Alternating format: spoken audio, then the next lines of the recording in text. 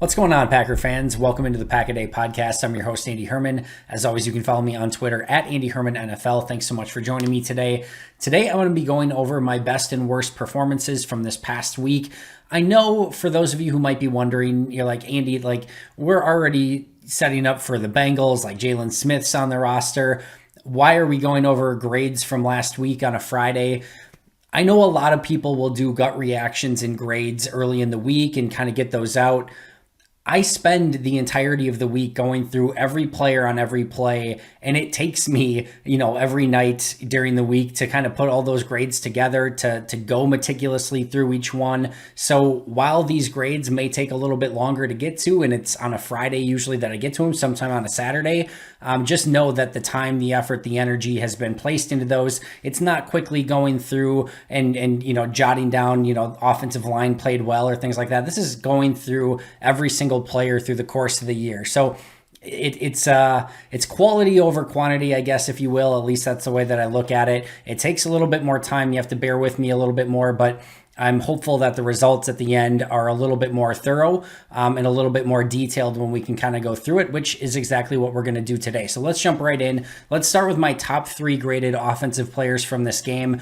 Randall Cobb, number 1. Aaron Rodgers, number 2, Billy Turner, number 3. So let's start with Billy Turner, actually, because it's always a little bit nerve-wracking when one of the coaches, in this case, Matt LaFleur, says during the week something about their grades, because then you're like, okay, just hopefully the grades match up with what Matt LaFleur says. There have been times where it hasn't in the past, and I'll blatantly say, hey, I have this grade on so-and-so player. Matt LaFleur said that he was their highest graded player for the week. I would trust Matt LaFleur on that one. In this case, Billy Turner, he said, was their highest graded offensive lineman for the week. Pro Football Focus had him as the highest rated offensive lineman of the week. Thankfully, I had him as the highest rated offensive lineman of the week as well. He comes in at 3rd overall in my grades. And to be fair, Jon Runyan Jr. was very, very close, just basically a 0.05 points behind him. I thought Runyan had a really nice week as well. But Billy Turner going against TJ Watt, a lot of times manning him up one-on-one. Thought he was impressive in the run game. I thought he pass protected well.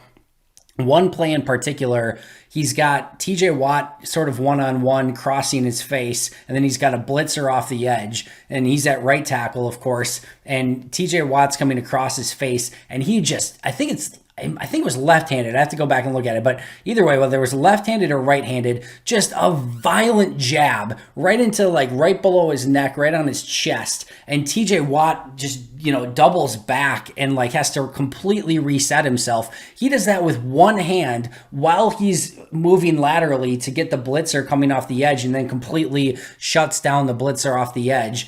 That is a big-time football play. You've got one of the best edge rushers in all of football crossing your face as you're trying to get out to this blitzer. You aggressively jab, knock him all the way back, and then still pick up the blitzer to the right side. That's agility, that's strength, that's a violent punch, that's everything that you're looking for. That was the type of day that Billy Turner had. I thought this is one of his better games as a Packer. So Matt LaFleur, PFF, and I all in agreement. Really nice day for Billy Turner, and certainly the best offensive lineman on the day for the Packers. As far as the highest overall grade, Randall Cobb, and I talked about it earlier this week.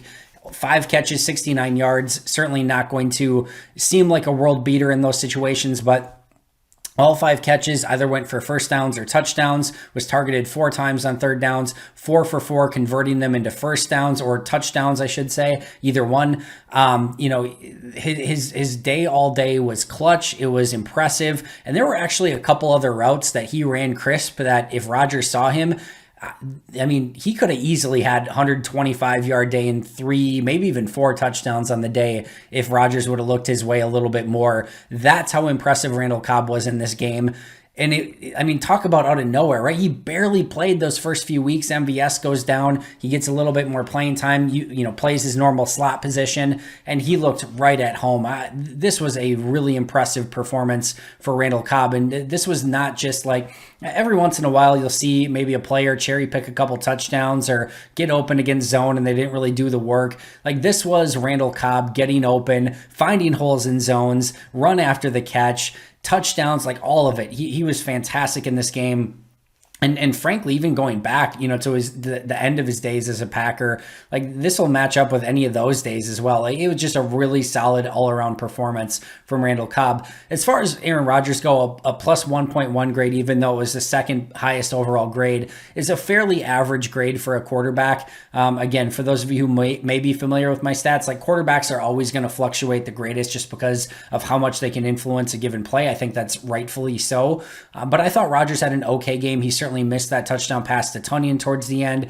I mean, that play that he made to Randall Cobb, and again, another great Randall Cobb play over the middle, which was basically a mirror of that Greg Jennings, final clinching first down in the Super Bowl. Just a phenomenal throw on that specific play. I thought he did a really nice job of managing the game, really kind of taking what was given to him. He had a couple plays. There was a throw that he made early in the game that potentially could have been picked off. There's a play later that got tipped that almost got picked off that, potentially the tip was what caused it, but probably could have got rid of the ball a little bit quicker before it got tipped. A couple of things like that, but overall a solid game. A couple throws that he would love to have back, a couple throws that still make your jaw hit the floor when you see him throw it and just kind of rip it. I love those little plays where it's just a quick play action and it's kind of it's a little bit of a deeper slant, Alan Lazard in this case, and he just kind of does the fake handoff, turns around and just rips it as the linebackers are all up front trying to guard the run on that play. It's like stealing when you run that play, and they run it really, really well. And with Rodgers and his ability to rip the football, works out fantastic. So nice game from Rodgers, great game from Cobb, really nice game from Billy Turner as well, with an honorable mention to John Runyan Jr. My three lowest graded players on offense, my lowest was Yosh Neyman, and I thought Yosh had a fairly okay game, especially given the situation. Melvin Ingram got the best on him on a couple plays where it just beat him completely clean off the line. Thought he struggled a little bit with run blocking in this game as well. There's not much more you could ask from from Neyman over these last 2 weeks. Going up against two really impressive defensive fronts. Melvin Ingram, he got a lot of. Nick Bosa, he got a lot of. And they didn't have to change a ton, right? They chipped on a couple plays here and there. They got rid of the ball a little bit quicker here and there, but they didn't change their offense all that much. And give credit, even though he's the lowest graded player in this game for me, give credit where credit's due for him stepping up, playing valuable minutes. And I think he's really solidified himself, in my opinion, as a swing tackle, especially on the left side for the Packers. And I don't think they'll have any fear putting him in again in the future if Jenkins can't play this week or something should happen again to Jenkins or Bakhtiari down the line. They found a really nice player in Yosh, and again, even though he graded a little bit lower this week, I still think it's an impressive couple week span for a player who's making his first two starts in the NFL. And a lot of upside there. A lot of upside with Yosh. Really like his footwork, like his strength. It's just kind of getting more comfortable. I mean, I don't say this easily at all. I think he very much, in year 3 now, all right, year 3 as an undrafted free agent, mirrors a lot of the things that we saw out of David Bakhtiari as a rookie. Like, we saw some of the same mistakes that Yosh is making now. We saw David make as a rookie. I'm not saying that Yosh is going to turn into David Bakhtiari. Very few people do. But you see the same raw skills, the strength, the footwork, the agility, the ability to move side to side, mirror defensive linemen and edge rushers. Maybe not either of them the most strong, physically gifted anchor or ability to move people in the run game, but you see a lot of the same traits.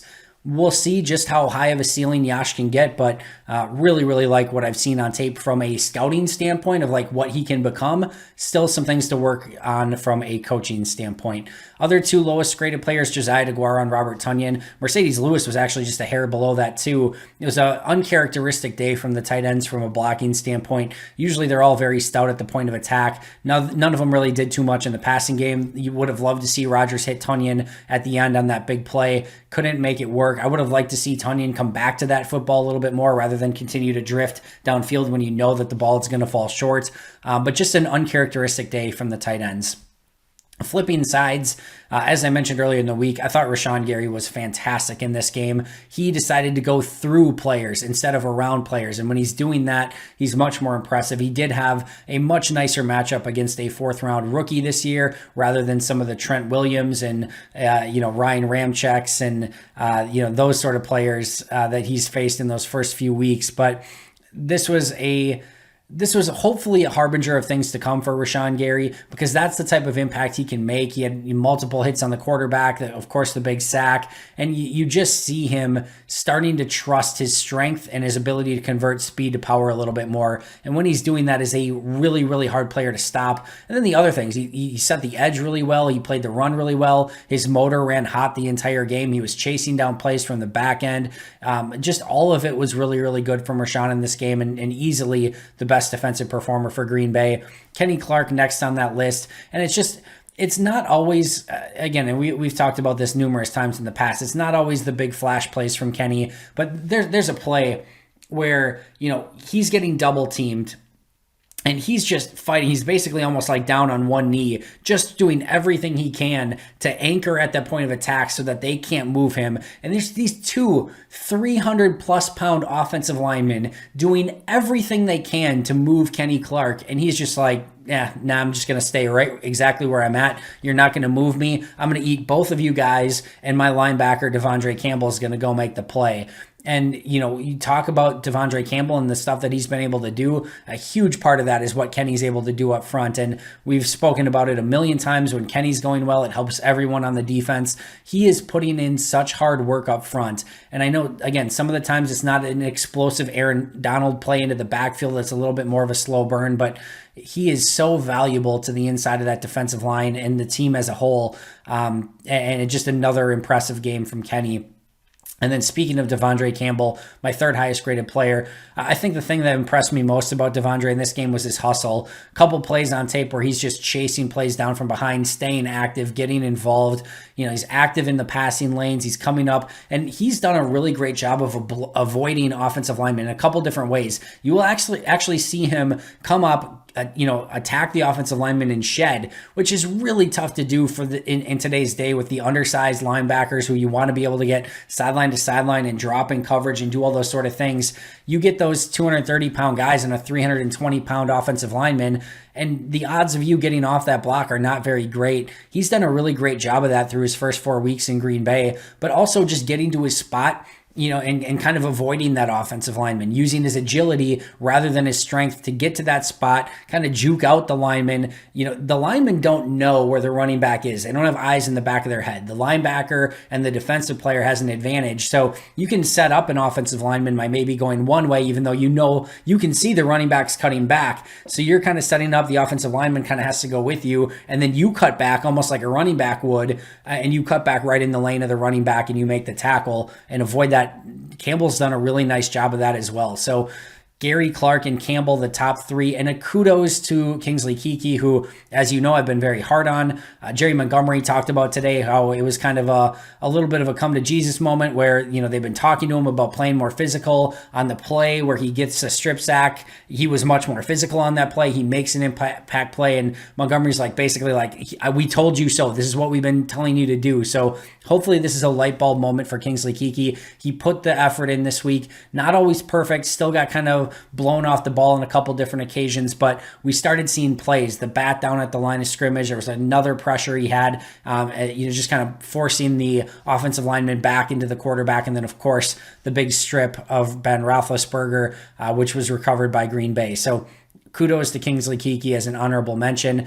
And then the defensive side of the ball, my lowest graded player was actually Eric Stokes, and I know that might be a little bit difficult, and this is a really interesting game to evaluate, right?